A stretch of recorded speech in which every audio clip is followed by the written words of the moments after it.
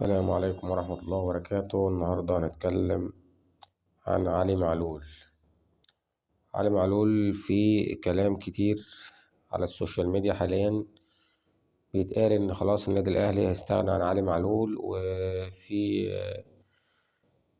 إعلاميين كتير بيقولوا إن هو عايزين يسوقوا اللاعب داخل مصر، واللاعب رفض، وإن هو خلاص يعني قال لهم خلاص إن هو هيروح تونس. ومش عارفين يعني جماهير النادي الأهلي زعلانة جدا إن الراجل يعني ضحى وقعد مع النادي الأهلي، ويعني كان بيجيله عروض كتيرة جدا الفترة اللي كان موجود فيها وكان متألق مع النادي الأهلي. ودلوقتي النادي الأهلي بعد الإصابة اللي جات له دي عايز يستغنى عنه. انتوا شايفين ده في الوقت ده كويس ولا؟ طبعا علي معلول كان نجم من نجوم النادي الأهلي وجاب بطولات كتيرة جدا، وكان أفضل باك شمال في تاريخ النادي الأهلي.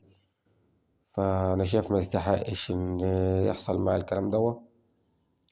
كان المفروض يعني لعيبة كتيرة جدا كانت اتصابت وجالها رباط صليبي ورجعت تاني، فالمفروض كان هو يبقى موجود على الأقل موسم تاني تشوف مستواه بعد الإصابة والكلام ده كله. لكن النادي الأهلي كده بيضحي بعلي معلول بعد الإصابة.